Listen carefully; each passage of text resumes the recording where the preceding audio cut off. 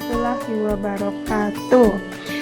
Anak-anakku sekalian, apa kabar hari ini? Mudah-mudahan tetap sehat ya, tetap semangat untuk belajar walaupun di tengah masa pandemi seperti ini. Jangan lupa untuk selalu diam di rumah saja. Kalau misalnya harus keluar, pakai masker ya. Kemudian cuci tangan dan jaga hidup bersih gitu ya, harus selalu hidup bersih. Oke, anak-anakku sekalian, kemarin sudah UTS ya, sudah menyelesaikan ujian tengah semester. Mohon maaf Ibu belum melihat hasilnya, kita lihat nanti ya. Selanjutnya hari ini kita akan melanjutkan pembelajaran. Bu, kenapa nggak libur dulu ya? Karena materi kamus cukup banyak, jadi harus kita lanjutkan. Kita langsung ya.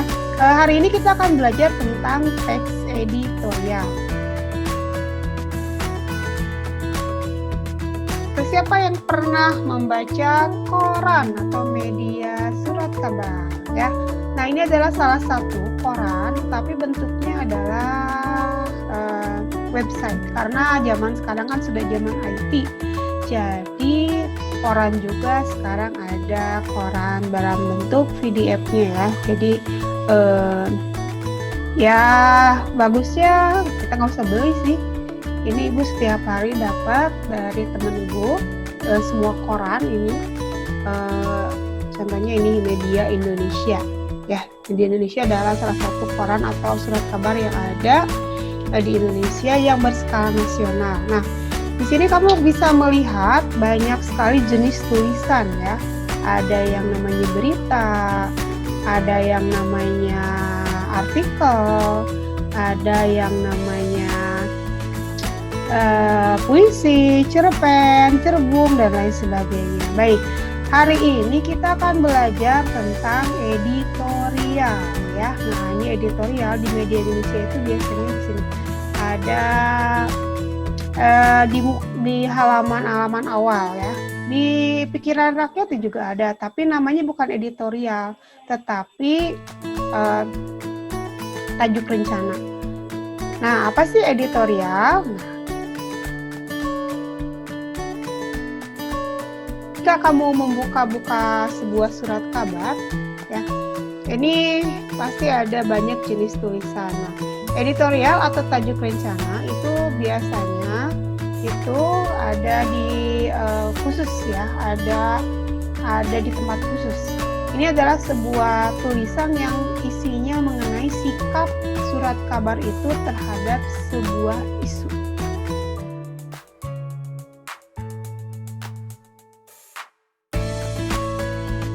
Nah, sikap di sini maksudnya yaitu uraian pendapat sebuah surat kabar terhadap sebuah permasalahan yang terjadi, sehingga mereka jelas posisinya, dia berpihak pada siapa, kemudian apa solusi yang disodorkan, kemudian bagaimana mereka menyimpulkan permasalahan. Oh ya, tadi Ibu lupa, tujuan pembelajarannya adalah jadi kamu untuk hari ini adalah bisa mendeskripsikan informasi berupa pendapat, alternatif solusi, dan simpulan dalam sebuah isu di teks editorial. Nah, ini Ibu coba ambil salah satu contohnya. Di sini adalah teks editorial Kompas ya. Ini adalah teks editorial Kompas yang ada pada tanggal kemarin ya, tidak lama. Ini judulnya adalah Jangan Ulang Kekeliruan. Sudah 6 bulan bangsa ini berperang melawan COVID-19 dan perang itu belum berhasil kita menangi. Sejak Presiden Joko Widodo mengumumkan kasus pertama COVID-19 tanggal 2 Maret 2020, puncak wabah belum jelas tetapi kasusnya terus meningkat. Nah, ini adalah teks editorial ya.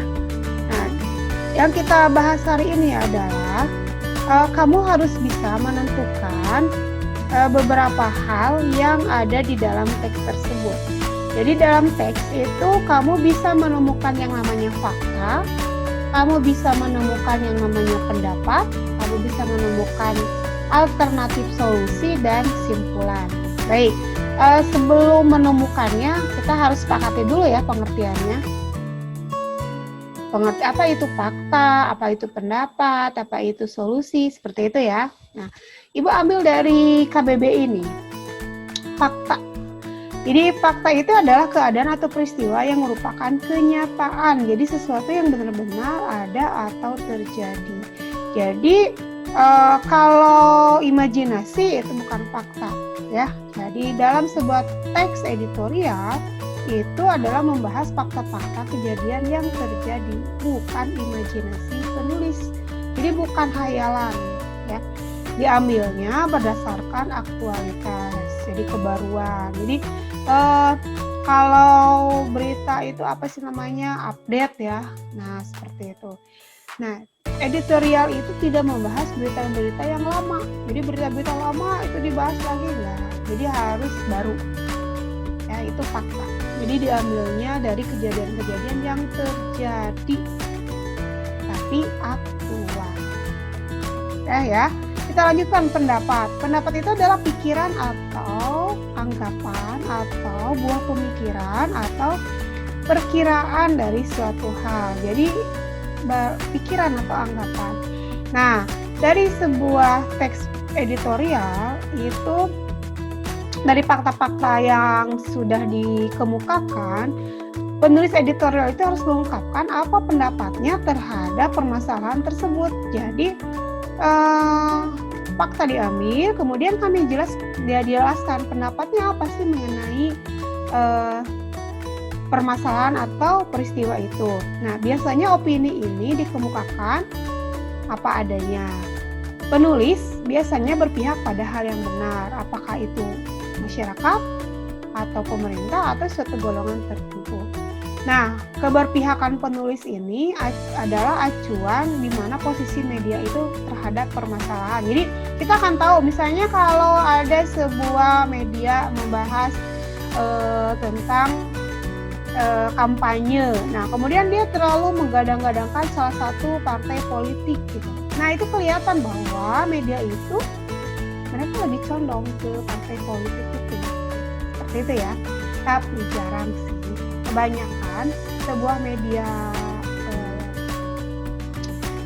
sebuah koran itu atau media massa itu biasanya berpihak pada yang benar. Kenapa? Karena kalau tidak benar nanti nggak ada yang beli, nggak ada yang baca, gitu ya. Baik, nah sekarang yang ketiga itu solusi. Nah, dalam sebuah editorial itu harus memberikan solusi, harus mengemukakan pendapatnya, harus memberikan bagaimana sih menyelesaikan masalah itu. Jadi tidak hanya berpendapat ketika ada sebuah berita, oh saya tidak setuju, saya sangat tidak menyukai, oh itu salah misalnya, tapi tidak memberikan solusi. Nah itu bukan sebuah teks editorial yang baik ya. Nah sebuah teks editorial harus memberikan solusi atau penyelesaian. Bagaimana alternatif penyelesaian yang disodorkan itu harus ada. Ya. Beropini tanpa solusi akan dikatakan sebagai tukang kritik. Ya, editorial yang baik tentu harus menyodorkan solusi agar permasalahannya tersebut diselesaikan dengan baik. Nah, yang keempat, simpulan. Nah, simpulan itu adalah pasti udah tahu ya, hasil menyimpulkan. Jadi setelah semuanya diutarakan, kamu harus coba menyimpulkan. Sekarang kita coba lihat ya. Coba kita deskripsikan teks yang tadi. Jangan ulang kekeliruan di atas berdasarkan fakta, pendapat, alternatif, solusi, dan simpulan. Kita lihat ke teksnya. Nah, baik, jangan ulang kekeliruan. Sudah 6 bulan bangsa ini berperang melawan COVID-19. Dan perang itu belum berhasil kita menangi. Kira-kira itu fakta, solusi, pendapat, atau kesimpulan? Sudah jelas ya, ini adalah fakta. Sudah 6 bulan kita berperang melawan COVID-19 dan belum berhasil kita menangi. Karena kenapa? Karena ternyata masih banyak kasus. Ya, itu ya. Nah, baik. Sekarang kita ke sejak Presiden Joko Widodo mengumumkan kasus pertama COVID, ini sudah jelas ya, ini fakta. Kita coba lihat, cari pendapat. Saatnya kita belajar dari 6 bulan pertama. Nah, ini sudah masuk ke pendapat penulis. Kita harus belajar dari 6 bulan pertama. Ya, dan persaingan narasi antara kesehatan dan ekonomi serta pertimbangan politik yang begitu dominan kian menjadikan bangsa ini semakin terpuruk. Ini fakta atau pendapat? Nah, ini sudah pendapat juga ya. Baik, kita sudah menemukan fakta, kita sudah menemukan pendapat. Kira-kira teks ini memberikan solusi tidak? Nah, kita lihat ya. Nah, tidak mungkinkah operasi justisi masker itu dibarengkan dengan pengetesan? Apakah berbasis rapid, serologi, atau PCR? Mereka yang tidak mengenakan masker langsung dites untuk mengetahui kondisi realnya. Jika terbukti, nah ini sudah masuk ke solusi. Ya. Kemudian di sini, pemerintah punya kewajiban menyeimbangkan kapasitas pengetesan di luar Jakarta. Nah, ini juga sudah solusi. Jadi alternatif solusi. Oke ya. Nah, sekarang kita ke kesimpulan. Kesimpulan kita langsung di akhir saja ya. Sudah jelas. Ibu Pertiwi sedang sedih, bukan saatnya saling menyalahkan. Biarlah itu jadi pelajaran. Nah, ini. Kamu jangan langsung di Ibu Pertiwi ya, langsung ke ini. Biarlah itu menjadi pelajaran di 6 bulan pertama. Saatnya kita galang kolaborasi berskala besar untuk menanggulangi badai COVID-19. Oke, udah ya. Gampang kan? Nah, ini dimasukkan ke dalam tabel seperti ini. Mana fakta, mana pendapat, mana alternatif, mana kesimpulan. Nah, Ibu ulangi lagi ya. Jadi, sebuah teks editorial itu adalah teks yang isinya menyikapi sebuah permasalahan terbaru, ya, sebuah permasalahan terbaru, dan dia harus menentukan sikapnya. Dalam sebuah teks editorial itu ada fakta, ada pendapat, ada alternatif solusi, dan ada simpulan. Jadi keempatnya itu harus ada. Gimana? Gampang kan? Nah, tugas lagi. Nah, tugas ya, kalau tidak latihan nggak akan bisa ya. Baik, tugasnya uji kompetensi 1. Ibu berikan teksnya ya. Nah, kamu tinggal mengisi ini.